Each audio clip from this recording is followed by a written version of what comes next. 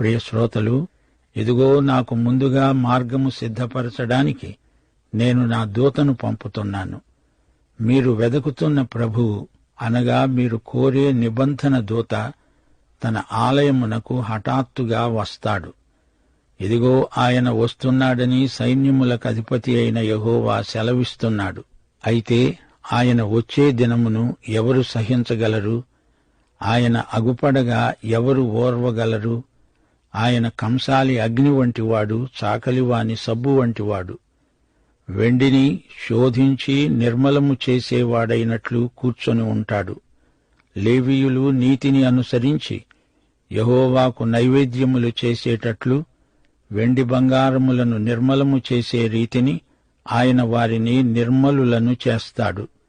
అప్పుడు మునుపటి దినములలో ఉండినట్లు, పూర్వపు సంవత్సరములలో ఉండినట్లు